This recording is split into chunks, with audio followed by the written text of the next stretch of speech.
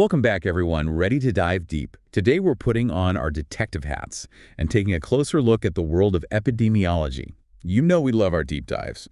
And this time, you've given us a ton of excerpts from an OpenStax microbiology textbook. We're going to sift through all the jargon and uncover some key insights that'll make you feel like you're a seasoned disease detective by the time we're done. It's fascinating stuff. It's really all about connecting the dots, understanding how diseases spread and who they affect, and most importantly, how we can stop them. So let's unpack it all, starting with the basics. What is epidemiology exactly? It's really simpler than it sounds. Basically, it's the science behind public health. Think of it like detective work, but for diseases. Okay, that makes sense. So, like any good detective, epidemiologists need their tools, right? And their own special lingo. What are some of the key terms we need to know to decode their investigations? Well, let's start with two really important ones, morbidity and mortality. Okay. Morbidity refers to the state of being ill or having a disease, while mortality, you guessed it, is about death. So one's about being sick and one's about, well, not making it. Exactly. Both of these are super important for understanding the impact a disease has on a whole population. Got it. What about incidence and prevalence? How do those fit in? Those are essential for tracking diseases. Incidence is like a snapshot. It tells you the number of new cases of a disease that pop up over a specific period of time. Okay, so it's like a daily news report on new cases. Perfect analogy. Prevalence, on the other hand, gives us a wider view. It's the total number of people who are living with a certain disease at a specific time. So that's like the big picture, more like a documentary covering the whole thing. You got it. Knowing both of these, incidence and prevalence, helps epidemiologists understand the whole trajectory of a disease, how fast it's spreading, who it's hitting hardest. Makes sense. So we've got our numbers. But diseases don't always behave the same way, right? There's terms like sporadic, endemic, epidemic, and even pandemic. What's the difference between all of those? These terms basically describe the patterns of disease occurrence, like how often they happen and where. Okay. So sporadic. Sporadic means rare, isolated cases popping up without a clear pattern. Got it. And then there's endemic. Endemic means a disease is consistently present, but at low levels in a particular population. Think the common cold. Right, it's always around. Exactly, it's always circulating. Okay, so what about epidemics and pandemics? Those are the ones we hear about in the news. Exactly, those are the ones that make headlines. An epidemic is when a disease starts to spread more than usual. Cases significantly increase, usually in a specific region or community. And a pandemic is basically a global epidemic. Precisely. It's spreading across countries and continents. Okay, that makes sense. It's all about the scale of the outbreak. So we've got some of the basics down. What about the history of epidemiology? Weren't there some real trailblazers who kind of shaped the field? Absolutely. There were some amazing pioneers. I vaguely remember a name, John Snow. You got it. John Snow, often called the father of epidemiology. Oh, right. Didn't he do something with cholera? He did. He made a groundbreaking discovery during a cholera outbreak in London back in the 1850s. Something about a water pump. Precisely. He mapped out all the cholera cases and traced them back to a single contaminated water pump on Broad Street. Wow, that's incredible. So he was a real-life disease detective. He really was. His work was a turning point because it proved that cholera was spread through bad water. Not by bad air, like people believed back then. That's amazing. What a game changer. So fast forward to today. How do epidemiologists investigate outbreaks now? Well, thankfully, they have more sophisticated tools at their disposal today. They use a bunch of different epidemiological studies, each one designed to answer specific questions. One approach is descriptive epidemiology, which is like real-time detective work during an outbreak. Sounds intense. It is. They analyze cases, look at patient histories, trying to identify patterns to understand what's happening in the moment. So that's for when time is of the essence. Exactly. But sometimes they also use retrospective epidemiology. Retrospective. Meaning looking back at past data to figure out what factors might be linked to current cases. Like reviewing old security footage? Exactly. Trying to piece together clues from the past. That's fascinating. Can they also look into the future? You're thinking of prospective epidemiology. Okay. That's where they follow a group of people over time to see how certain factors might lead to disease down the road. So they've got their magnifying glasses for the present, their security footage for the past, and now they're setting up cameras for the future. That's a great way to put it. They also use analytical epidemiology, which uses observational studies to try and uncover links between the environment, genetics, and disease. Wow, they really do use every tool in the book. Speaking of which, how do those microbes actually spread? What are their modes of transportation? Ah, yes. Understanding modes of transmission is absolutely key to breaking that chain of infection. Right, because if we know how they spread, we can stop them. Exactly. One common way is contact transmission. Okay, like touching someone who's sick. That's direct contact transmission. But there's also indirect contact, which is touching something that an infected person has touched. We call those contaminated objects fomites. So like doorknobs, elevator buttons, things like that. You got it. Those are prime examples. Okay, what about vector transmission? I remember learning about that. Vector transmission is when a living organism carries the pathogen. Like a mosquito. Exactly. In that case, the mosquito is the vector. And the pathogen it carries could be something like malaria. Right, so it's not just about contact. It can be about other organisms spreading the disease. Precisely. And there are different types of vector transmission, mechanical and biological. So what's the difference? Well, with mechanical vector transmission, the pathogen is just hitching a ride on the vector. It doesn't actually multiply inside the vector. Okay, and biological? Biological vector transmission is when the pathogen actually multiplies inside the vector before it's transmitted to a new host. That's a little more intense. It is. We also have vehicle transmission. Okay, what's that? Vehicle transmission involves non-living carriers, like contaminated water, food, or even air. So it's basically anything that can transport those microbes. Exactly. Wow, they really do get around. They do. And we can't forget about healthcare-associated infections, or HAIs. These are infections people pick up while they're in healthcare settings, like hospitals. So hospitals, while trying to heal people, can also be places where infections spread. Unfortunately, yes. Patients often have weakened immune systems, and there are a lot of opportunities for transmission. But the good news is, understanding how these infections spread helps healthcare professionals take steps to prevent them. That's reassuring. So we've talked about how diseases spread within communities. What about the global picture? Who's keeping an eye on outbreaks around the world? That would be the World Health Organization, or WHO. They're a specialized agency of the United Nations, and they focus on global health issues. So like a global CDC. You could say that.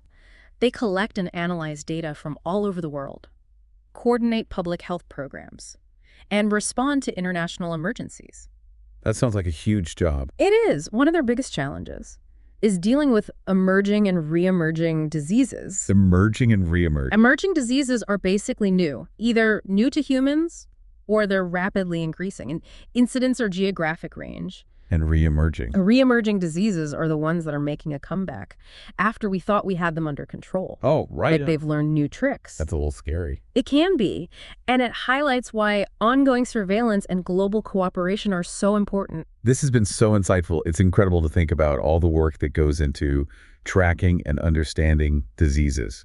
We've covered a lot of ground, from the basics of epidemiology to those global health threats. And we've just scratched the surface. There's so much more to explore. Well, on that note, let's take a quick break to process all this amazing information. When we come back, we'll delve even deeper into the fight against infectious diseases. So don't go anywhere. Welcome back, disease detectives. All right, ready to jump back in.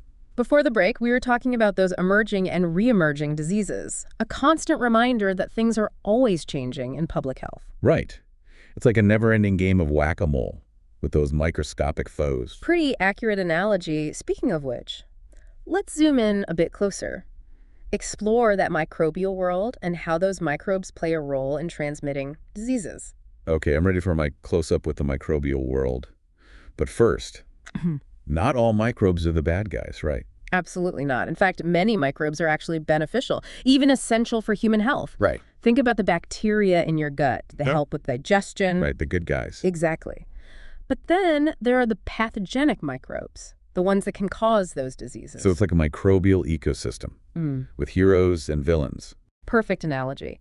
And to develop strategies to combat those villains, we need to understand what makes them tick. Okay, so what makes a microbe a villain? Well, one important factor is virulence. It's essentially a measure of how nasty a microbe is, how much damage it can cause. So some microbes are just petty thieves, while others are masterminds. I like that analogy. We also have to consider a microbe's infectivity, which is a measure of how easily it can spread. So that determines how contagious a disease is. Precisely. And then, of course, we have those modes of transmission we discussed earlier, the different ways those microbes get around. Right, their transportation system. Exactly. But it's not just about the microbes themselves, right? Our own bodies play a role. Absolutely. The host's susceptibility is critical. Things like your age, underlying health conditions, the strength of your immune system, all of that can make you more or less vulnerable to infection. So it's a complex interplay. It is. It's like a dance between the microbe and the host, with the environment setting the stage. That's a great way to put it. So knowing all that, how do epidemiologists actually control and prevent the spread of infectious diseases? Well, they've got a whole arsenal of tools at their disposal. One of the most powerful tools is vaccination. Vaccines, right. Exactly. Vaccines work by introducing a weakened or inactive version of a pathogen into the body, essentially training your immune system to recognize and fight off the real deal. Like giving your immune system a wanted poster of the microbial villain. Exactly. And when enough people are vaccinated, it creates something called herd immunity. Herd immunity. Which protects even those who can't be vaccinated. That's amazing. It is a powerful concept. We also have public health measures like sanitation, hygiene, isolation, quarantine. The classic advice our parents drilled into it. Exactly. Wash your hands, cover your cough, stay home when you're sick. Simple but effective. Right. Sometimes the simplest solutions are the best. Absolutely. These everyday actions can have a huge impact on breaking those chains of transmission. Of course, we also have treatments. Antibiotics and antiviral medications. So antibiotics are weapons against bacteria, and antivirals target viruses. You got it. But it's crucial to use them wisely.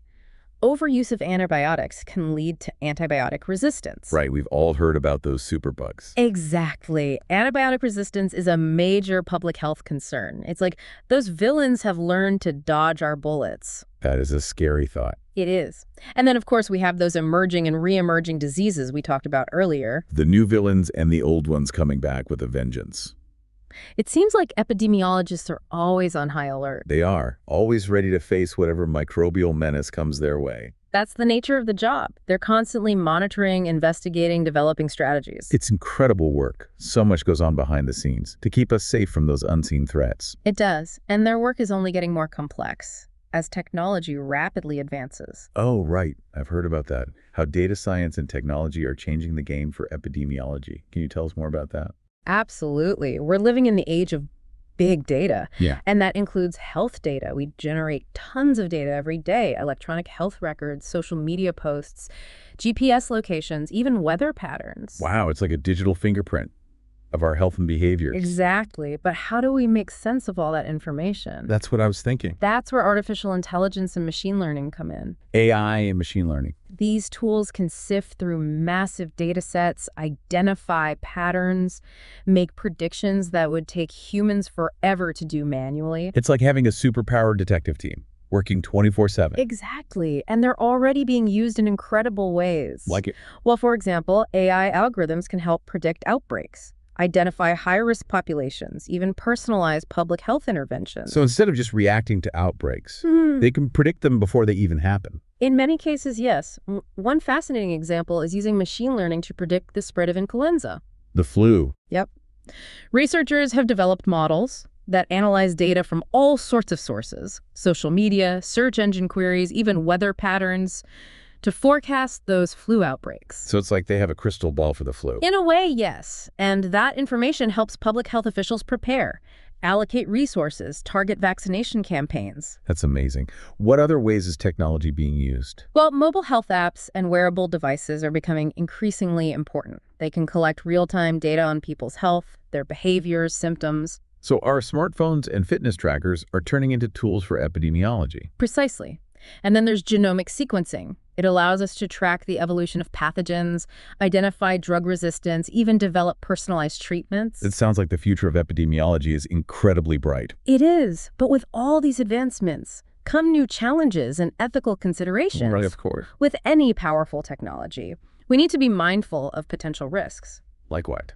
Privacy and data security are major concerns. When we're dealing with sensitive health information, we need to make sure those technologies are used responsibly, ethically. It's about finding that balance between innovation and protecting people's privacy. Exactly. And another challenge is equity, making sure these advancements benefit everyone, not just those who can afford the latest gadgets or have access to technology. Right. We don't want to create a healthcare gap. And we also need to be able to communicate this complex data to the public in a way that's understandable and trustworthy. That's crucial. All the data in the world won't do any good if people don't understand it or trust it. Very true. Effective communication and public trust are essential. This has been fascinating. It has. Epidemiology is a constantly evolving field. With new challenges and opportunities emerging all the time. It is. Any final thoughts for our listeners before we wrap up? I think so. So, where were we? We were talking about some of the challenges in epidemiology, especially with all this new technology coming into play. Ah, yes. It's a double-edged sword, isn't it? Incredible potential, but we have to be cautious. Exactly. Like, how do we balance all this amazing innovation with protecting people's privacy? That's a big one. Data security and privacy are paramount, especially when dealing with sensitive health information. Absolutely. We can't just go around collecting data without making sure it's protected. Definitely not. There are ethical considerations, too. We have to make sure these advancements benefit everyone, not just a select few. Right, that makes sense. We don't want to create a situation where only certain people have access to these benefits. Yeah. Because they can afford the latest gadgets, or they have the best internet access. It's about equity, ensuring everyone has a fair chance. Absolutely. What about communicating all this complex data to the public? That seems like a challenge, too. You're right. It's one thing to have all this data, but it's useless if people don't understand it or trust the source. Exactly. Clear communication and building public trust, those are crucial for success. It's like we need to be able to translate all that technical jargon into something everyone can grasp. It's a constant effort. This deep dive has been eye-opening. We've learned so much about epidemiology, from the basics to all these mind-blowing advancements. It is a fascinating field and vitally important. Absolutely. So, as we wrap up, what's one key takeaway you'd like to leave our listeners with? That's a good question. I think I'd say, remember that epidemiology is about more than just data and statistics.